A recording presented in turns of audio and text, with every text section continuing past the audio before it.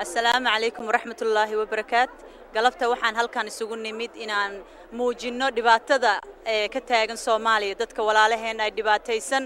inaan taageerno hiil iyo hooba inaan ku taageerno inaan tusino adduun weynaha in dhibaatada ka jirta xamar aysan ahayn dhibaato Ethiopian kaliya sameeyay waa dhibaato ay sameeyeen dhammaan dawladaha ka soo horjeeda dadka muslimka ah oo ay ku tilmaameen dadka muslimka inay yihiin maxay ahaatay terrorist inay yihiin laakiin dadka muslimka waa dadka adduunka u hari doono waxa la tastigaraynaya iimaankeena waa inaan hal isku noqono waa inaan meel qura ka soo jeesano aan dagaalka walaalaheen ay ku jiraan aan kal iyo laab uga jirno oo aan ku gacan maxay ahaatay qaadno oo ku gacanta kala qabsano oo nafteena iyo maalkeenaba u hurno dadkaas walaalaheen muslimka jihaaday. Assalaamu calaykum waraxmatullaah. Anta waxaan halkaan iskugu nimid inaan la murugono walaalaheena dhibaatada ku haysata Soomaaliya especially Muqdisho dadkii oo barakacay daacuun banaanka ku leynayaan hooy la'aan guri la'aan dhibaato naag maalin wad foolanaysay oo madfac ku dhacay cunugii markuu madaxa keenay oo laba qalbac noqday taas ayaa murugo noogu filan inaan la ooyno la murugono aadaan uga xunnahay waxa Soomaaliya ka taagan waxaan kaloo leenahay adduunka aan ka codsanayna in amxaaran naga baxdo amxaaradu naga baxdo dalkeena anaga iskale Soomaaliya leh amxaaraha naga baxdo Ethiopia naga baxdo aadaan uga xunnahay wixii dhintana Allah u naxariisto wixii dagaalka ku jirana Ilaahay garabkooda ha galo hal kelmaan ku darsanaya habarta xirana xafiiskeeda waxay ka tiri waxaan xoolaha u dhiibo xabada u gaaday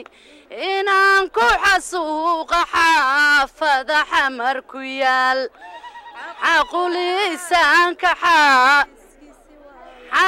xaquuqlisahanka xaruuntooda waa hala xiray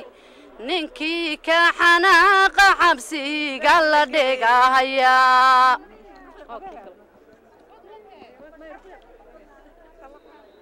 بسم الله الرحمن الرحيم halkaan maanta waxaan u taaganahay oo aan ka gubanaynaa amxaarada wadankeena qabsatay oo ilmaheena iyo hooyooyinkeena iyo aabayaasheena iyo kulligeen ay ku tumanayaan halkaan waxaan ka sheegayaa hal banaanbur mala soxoolahaadan dhaqaha looma dhiga xiryaha mala soxoolahaadan dhaqaha looma dhiga xiryaha dalaadan lahayn miyaa hadooda laga furaa dalaadan lahayn miyaa hadooda laga furaa lagu dagaalahayo nafsa hadaada lagu dilaa dagaalahayo nafsa hadaada lagu dilaa oo daalimiintahana maxaa raacday bahanu dege oo daalimiintahana maxaa raacday bahanu dege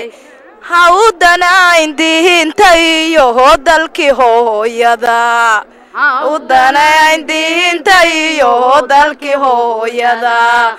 dadkeenuna kahama rabo daabaciyo wanaag dalkeenuna kahama rabo daabaciyo wanaag darajo iyo qeyrna rabbi baa dusheena dhigay darajo iyo qeyrna rabbi baa dusheena dhigay Allah nagu deeqay himanka ka hadalaagan Allah nagu deeqay himanka ka hadalaagan midkii la dilahana jannahadu ku dagahaya midkii la dilahana jannahadu ku dagahaya oo dumar xural ahayna buu hudadaha haynaya oo dumar xural ahayna buu hudadaha haynaya adoo jahannaba dangiigow ku soo dulmarin adoo jahannaba dangiigow ku soo dulmarin malas maqaar wehayna afgahan jelaha baha maqaar wehayna afgahan jelaha baha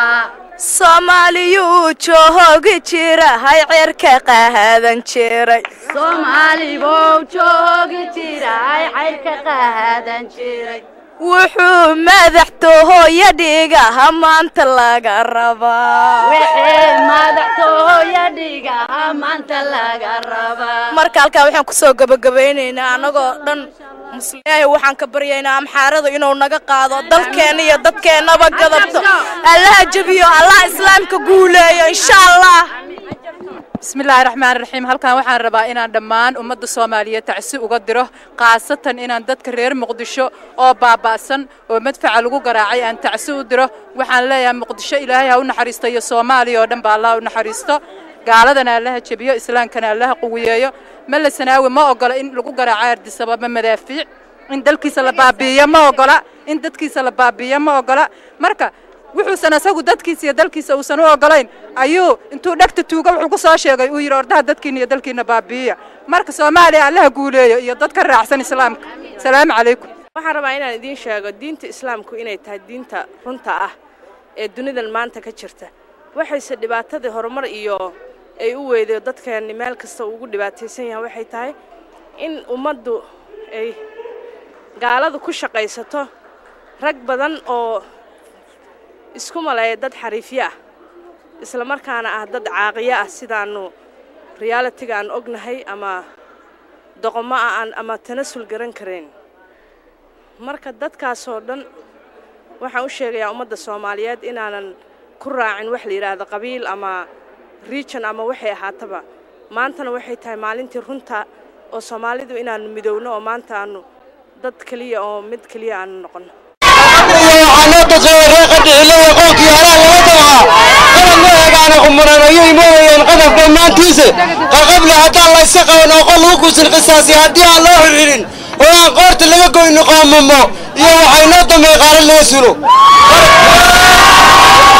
قركي مركود ويكون قرق قركي مركود ويكون قرق اللي قاضي قانقار يتوه وأنا قرنا لودي بقيمنا وبيالا قدوا ولا سقوا ياي قادر كي هدي على يبغى إن يقول رسولي القرآن كيف هدي على الجورة وين قبل قيل هالواي كيف راح يكوي قاق الدوا يقود حق لأن تلقوا قبطي يقام بين قاركات تصوير بين وقتين دنود قار كذا قرآن كاي نوشة يقول كي أبا يقون كي هلال لا تبعه قرض ما يجانا قمنا يجي موضة ينقلب لما تيزه قبل هدي الله يسقنا وقلوا قبل هدي الله يسقنا وقلوا قوسين قصاصي هدي الله حرين وانقود اللي يقول نقوم مو يوحي نوتم بين غار اللي يسولو Somali wari salaan gaar ah iga hooya sadriga iyo laabto ka yuu sawdkan idin reebay salaamiye nabadgelyo rabbiga ay ku sooriyeeyo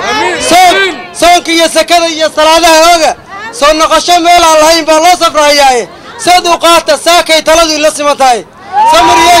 samriyeesh hadduu raasamaan malay sawd qayr la isku reeba sinaani waydiin mare suuradaha ilaahay noo dejiyay sunnada nabigeena saf qura islaan lagu ogaa iyo saafinimada sunta uu qabiil nagu riday yaa saaqaybadakiisa Soomaalinimadu oo saf qura oo sina u kala maalin صدق يا صدق يا سيدي واسكستا ونهاي سنت دوغا Soomaaliya saafina ahada samri yeesha haduu raas maal mare sawd qeyr la isku reeba sinana waydiin mari وسافاينا قادنا سو كما habboona